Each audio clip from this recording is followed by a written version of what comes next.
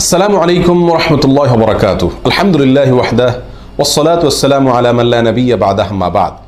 সুপ্রিয় দর্শক শ্রোতা ভাই বোনেরা, মুআজামে তবরানীতে ইমাম তবরানী রাহিমাহুল্লাহ বিশিষ্ট সাহাবী আব্দুল্লাহ ইবনে মাসউদ রাদিয়াল্লাহু তাআলা থেকে একটি হাদিস বর্ণনা করেছেন। তিনি বলেছেন, আল্লাহ সুবহানাহু ওয়া তাআলা দুই ব্যক্তিকে দেখে হাসেন।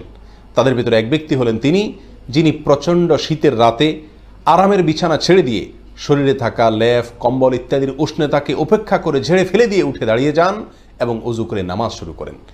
এই ব্যক্তিকে দেখে আল্লাহ সুবহানাহু ওয়া তাআলা হাসেন এবং তার ফেরেশতাদেরকে বলেন, মা হামালা আবদি আলা মা সানা, কিসের আশায় আমার বান্দা এত কষ্ট করছে?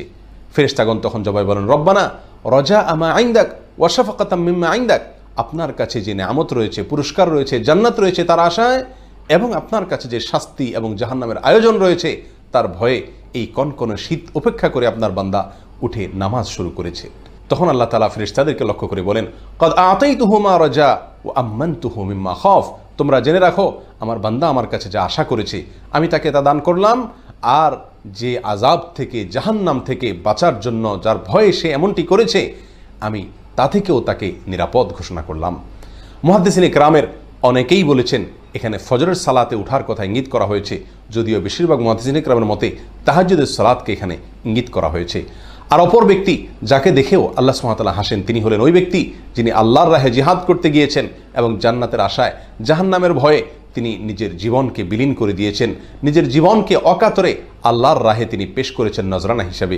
এই ব্যক্তিকে দেখেও আল্লাহ তাআলা হাসেন এবং তার ফেরেশতাদের সঙ্গে একই রকমের কথোপকথন তিনি করে থাকেন।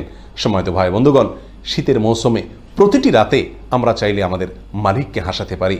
মুসনাদ আহমদে বর্ণিত এক হাদিসে রাসূল করিম সাল্লাল্লাহু আলাইহি ওয়াসাল্লাম ইরশাদ করেছেন, ইযা যাহিকা রাব্বুকা ইলা আবদিন ফিদ দুনিয়া ফালা হিসাব আলাইহি, দুনিয়াতে তোমার রব যদি তার বান্দার কোনো কাজে তিনি হাসেন তাহলে আখিরাতে ওই ব্যক্তির আর কোনো হিসাব গ্রহণ করা হবে না, বিনা হিসাবে সে জান্নাতে যাওয়ার সৌভাগ্য অর্জন করবে। যে সমস্ত লোকেরা নিজের আমল দ্বারায় দুনিয়াতে তার রবকে হাসাতে পেরেছেন এবং তার বিনিময়ে আখিরাতে বিনা হিসাবে জান্নাতে যাওয়ার সৌভাগ্য তারা অর্জন করবেন, আল্লাহ তাআলা সেই সকল সৌভাগ্যবান মানুষের কাতারে আমাদের সকলকে শামিল হওয়ার তৌফিক দান করুন। আসসালামু আলাইকুম ওয়া রাহমাতুল্লাহি ওয়া বারাকাতুহু।